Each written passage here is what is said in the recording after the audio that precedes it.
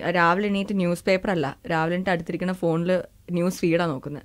ആരൊക്കെ ഫോട്ടോ ഇട്ടു, ആരൊക്കെ കമന്റ് ചെയ്തു, ആരൊക്കെ പുതിയ സ്റ്റേറ്റസ് ഇട്ടിട്ടുണ്ട്. ഇപ്പം ഞാനായാലും അത് തന്നെ ചെയ്യുന്നത്. പറയുന്നത് ഒരു വടക്കൻ സെൽഫിയിലെ ഡെയ്സി എന്ന മഞ്ജിമ മോഹൻ. പക്ഷെ എനിക്കൊന്ന് അഡിക്ഷൻ തെറ്റായിട്ടുള്ള രീതിയാണ്. പിന്നെ ഫീലിംഗ് ഹാപ്പി, ഫീലിംഗ് റിലാക്സ്ഡ് എന്നൊക്കെ ഉള്ളത് അവരുടെ ഇഷ്ടമാണ്, നമുക്കൊന്നും പറയാൻ പറ്റില്ല.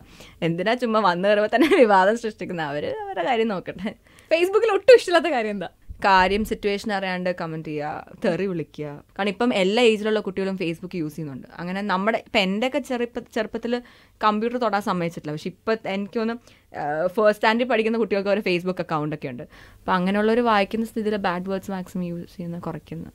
അത് നോക്കിയാൽ ഫേസ് ടു ഫേസ് കാണാൻ പറ്റുന്നില്ല എന്നുള്ളൊരു സൗകര്യം ഉള്ളതുകൊണ്ട് പൊതുവെ മലയാളികൾക്ക് ആരുടെ ഫേസ്ബുക്ക് പേജ് കയറിയിട്ടും എന്തും പറയാനെല്ലാം പറയാം. അതെ അതെ, പൊങ്കാലെല്ലാം ഉണ്ടായിരുന്നു കേട്ടോ സിനിമ ഇറങ്ങിയപ്പോൾ. ഞാൻ ഇല്ലെന്ന് പറയുന്നില്ല.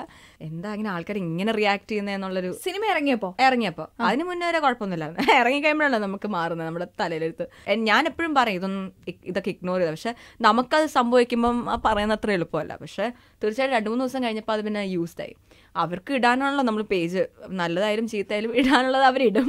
നേരിട്ട് കാണുമ്പോൾ പറയാനുള്ളവർ മുഖത്ത് നോക്കി പറയും. അത് നമ്മളങ്ങനെ അക്സെപ്റ്റ് ചെയ്യുക, മുന്നോട്ട് മൂവ് ചെയ്യാത്ര. എൻ്റെ ഫോട്ടോയ്ക്ക് ഒരു ലൈക്ക് അടിക്കൂ, എനിക്കൊരു കമന്റ് ഇടൂ എന്നൊക്കെ പറഞ്ഞ ആളുകൾ തീർച്ചയായും ഒരുപാട് പേരുണ്ട്. എൻ്റെ ബർത്ത്ഡേ ആണ് ചേച്ചി, ഒന്ന് വിഷ് ചെയ്യുമോ എന്ന് ചോദിക്കുന്നവരുണ്ട്. പക്ഷെ ഒരാളെ വിഷ് ചെയ്യാൻ നമ്മൾ പിന്നെയും അത് ആക്കി അങ്ങനെ തന്നെ എപ്പോഴും ചെയ്യേണ്ടി വരും. പക്ഷെ അത് കാണുമ്പോൾ തീർച്ചയായിട്ടും സന്തോഷമുണ്ട്. നമ്മളോട് അങ്ങനെ ഒരാൾ പറയാന്ന് പറഞ്ഞു കഴിഞ്ഞാൽ തീർച്ചയായിട്ടും അതൊരു വലിയ ബ്ലെസ്സിങ് ആണ്. ഞാൻ തീർച്ചയായിട്ടും അത് വായിക്കാറുണ്ട്, പക്ഷെ അങ്ങനെ റിപ്ലൈ അയക്കാൻ പോകാറില്ല. അത് ഫേസ്ബുക്ക് ഫ്രണ്ട്സിന്റെ കാര്യം. ഇത് ഫേസ് ടു ഫേസ് ഉള്ള നമ്മുടെ ഇന്റർവ്യൂ ആണ്. അതുകൊണ്ട് തന്നെ ചോദ്യങ്ങൾക്കൊക്കെ റിപ്ലൈ ചെയ്തുകൊണ്ട് ഇവിടെ നടി മഞ്ജിമ മോഹനുണ്ട് നിതയുടെ കൂടെ ഓൺ റേഡിയോ മാംഗോ. നാട്ടിലെങ്കും പാട്ടായി.